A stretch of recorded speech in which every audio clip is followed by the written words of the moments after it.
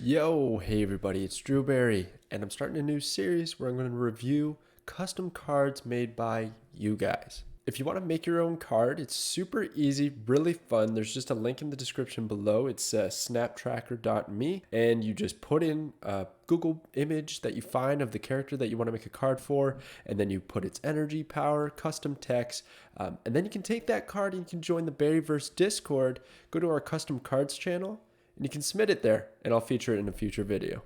But today I'm looking at 5 cards, 4 submitted by fellow berries in the Berryverse, and then 1 I have submitted myself. And we're going to review them. Now, you're going to look at the rating above the card. That is the power level that I'm giving this card. 1 out of 5 stars. Not saying that it's not a fun card, not a well-designed card, but just like if this was in the meta, how strong would it be? On the left, I have 3 cards that I think would synergize pretty well with this card. And on the right, we have the audience score submitted by anonymous users. First up, we got Spider-Man Noir, a 2-cost 5 power card, and it reads, no cards are revealed until the end of the game. This was submitted by Brewster, and I love it. I think it's pretty neat. First of all, Spider-Man Noir, that just feels like it needs to be in the game. They're already doing like variations of the same character with like Thor and Jane Foster Thor. There's Miles Morales and Spider-Man, and the Spider-Verse is such a big thing where there's all kinds of different Spideys, so I think you could really play into that. There's even like the pig from the Spider-Verse I think would be funny. I forget his name, but Spider-Man Noir, that's a great option. And I think the flavor on this text is really on point.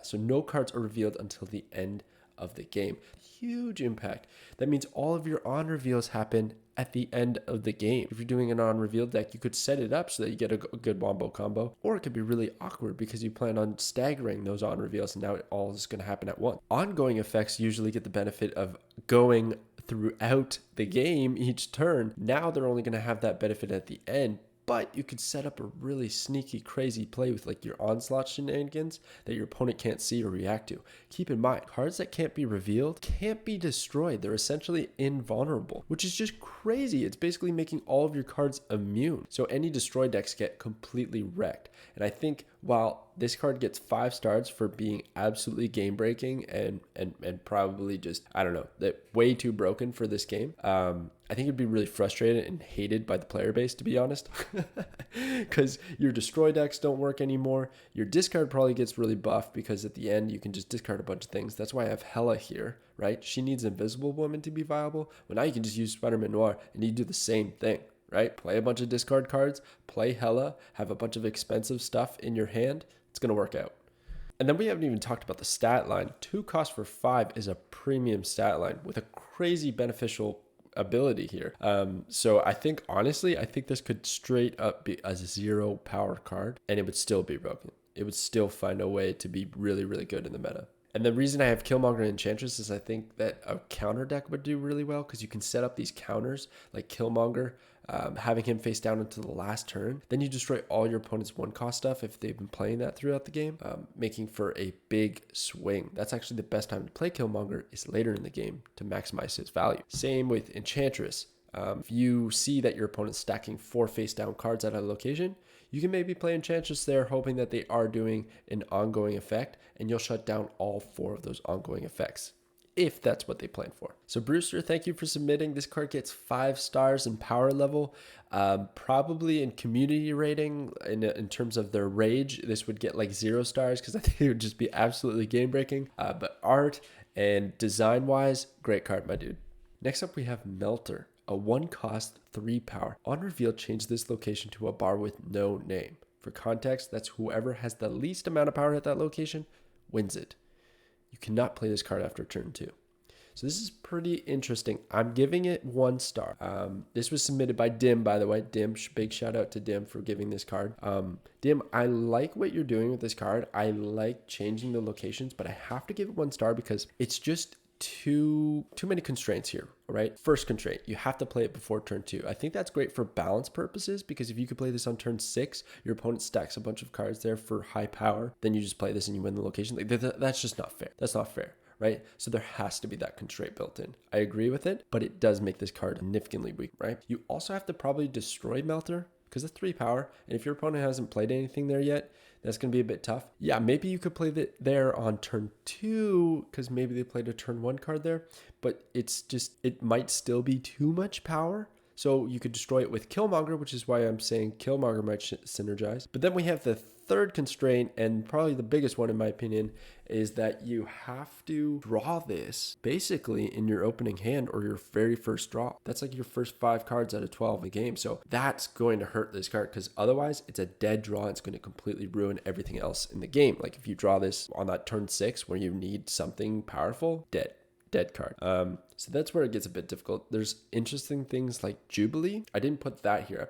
In hindsight, I should have put Jubilee because Jubilee would be fascinating because that comes out. She's only 1 power. This is only 3 power. Played at a location that your opponent's played a lot of cards, right? You could probably win the location turning it into a bar with no name. But I have to say, I find this very fascinating. I like cards in the game that change location, in particular specific locations like Limbo for Magic. I know that was a broken card for a while, but now she's pretty balanced.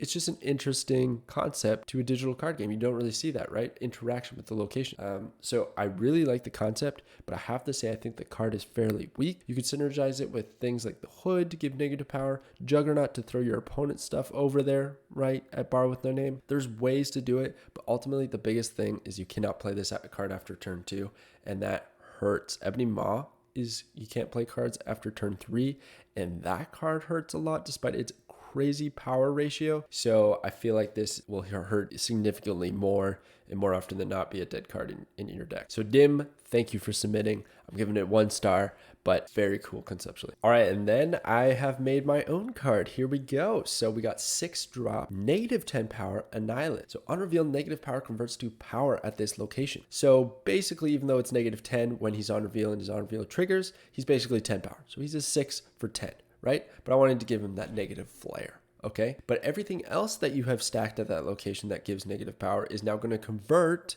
into positive power, giving you a huge boost at that location. There's a few things to think about here. 1, you're going to stack negative power at that location, which means you probably don't have reveal priority until turn 6, which is actually often a benefit. So you can play things like Shang-Chi or just your reactionary cards before this turn 6. Basically, I wanted to find a way to kind of create a new archetype in the game, almost. That you can start running a lot of these cards that you don't see a whole lot, like Yellow Jacket and Hazmat stuff that give negative power, and turn that into a benefit with a Nihilus. I think another really cool thing that's worth noting is that this can be countered quite heavily. Things like Cosmo, somebody plays Cosmo at the location, you play a Nihilus, you don't get the benefit, you get negative 10 power, you get absolutely wrecked. So ultimately, I'm giving Nihilus a 2 star, and that's because I don't think there's enough support in the game yet. But every single card afterwards that would have a negative implication on the power levels of the either just naturally on the card itself or giving negative power to your other cards, anything like that will have a place with Nihilus. So it kind of will slowly over time build its own archetype. So with cards like Nihilus, all these custom cards that I'm doing, I'm really curious to hear your opinions in the comments below. Like if there would be any crazy combos that I'm missing, or if like maybe there's something like game breaking. There probably is. Sometimes it's hard to read and assess based on all the cards in Marvel Snap, all the different varieties of combinations. But yeah, I think Nihilus would be pretty fun eventually, just not right now. Okay, and then we have one submitted by Progenito. Thank you, Progenito. This card is crazy, dude. Crazy. I think it's just subtle, but it's unreal. So it's Brother Voodoo, 2 cost, 3 power. On reveal, if your opponent plays a card here this turn, destroy it. Dude, that's insane. So it's basically the Guardians of the Galaxy. You're trying to guess when there's a card there, but there's ways you can set that up. Things like Professor X locking in a location. They only have 2 other options, or filling their board with stuff with debris or whatever, right? As long as you limit their options and you play this later on in the game, like turn 5 and 6, dude, destroyed. Get wrecked. Your big 6 drop, your big 5 drop, gone. It's gone, destroyed. I think that's just insane. It triggers for death if you can continuously maybe even bounce this back to your hand. Think about that with Beast. You throw this back to the hand, you play it again, destroy more of their stuff. Oh my gosh. And then I was thinking even Odin as a finisher. So you destroy something on turn 5, then you play Odin and trigger it again and destroy whatever else they wanted to play. Because they were like, oh, okay, no worries. You destroy my 5 drop, but at least I have my 6 drop. No, you don't. You don't got shit. So that's why I'm giving Brother Voodoo 5 stars. I think this easily would break the game. This would be super bonkers. And this brings up an interesting point here that the audience was talking about, pay to win. So like there is a slight problem in Marvel Snap where so far you can only acquire cards from the season pass, which you have to pay for, and then also the cards don't released into the pools until a few months later. So if there was a card like this that took over the meta, that's my prediction, right? Took over the meta, become pay to win. You wouldn't be able to just play with the card if you're a free to play player. It's a bit of a problem. But anyways, that's a bigger situation than just this nice custom card here made by Project Nito. The art is super cool. I love that. Honestly, I think the power level could be 0 again, or even negative power, because the destroy effect is just way too strong, but very interesting, very interesting. Maybe I'm wrong too. Maybe this isn't as strong as I see it, but let me know what you guys think. Okay, the last one, and this is my favorite. If you stuck around for this card, this is pretty exciting to me because there's more than meets the eye. At first glance, I thought, okay, he's playing into the randomness of the chaos of this card, but there's actually strategy to it. So this was submitted by Cyrowatts. Thank you very much, sir. This is a 6 cost, 2 power, so pretty bad stat line. His name's Chaos King. The art is fantastic. Love it. When played, shuffle all locations and randomly move each player's cards. Chaos. That encapsulates chaos perfectly in Marvel Snap. I love that. Theme, 10 out of 10. Easy. I'm giving it 4 stars on a power level because it can't get 5 because you could just straight up lose the game for one reason or another, because based on the shuffling of the locations, that could really mess you up. And then maybe even shuffling your opponent's cards into a favorable position might mess you up as well. But you can take advantage of it with a move deck. This is like another excuse for Heimdall. You don't have to run Heimdall or Magneto in move decks. They don't have that many 6-drops. This becomes your other 6-drop because it randomly moves each player's cards, which for your opponent is awful. But for you, if you have Human Torch, Vulture, even multiple man, think about all the multiple men you'd get, right? If you have an open board. Dagger, there's just so many opportunities. And look at this, Kingpin. That's insane. That might be broken because you play Chaos King on turn 6. Turn 6, Kingpin destroys anything moved to his location.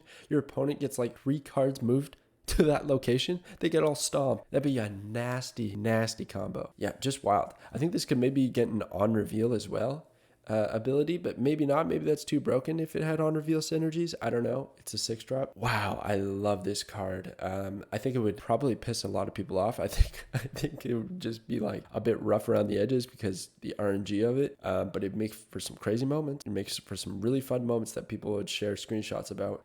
And I think it's a tech option in move deck. Really fun. So I give it 4 for the power level, but gosh, it gets 5 for art and design. Fantastic card. Thank you. All right, guys, and that is going to be our 5 custom cards for this video. I'm going to do this a little bit more routinely. I'm thinking maybe once a week if I get a lot of submissions. I'm going to try and nitpick some of the ones that I think are interesting to talk about. So I'm not going to do a whole big batch. I want to keep these kind of short. Thank you, as always, for watching, and I will catch you guys next time.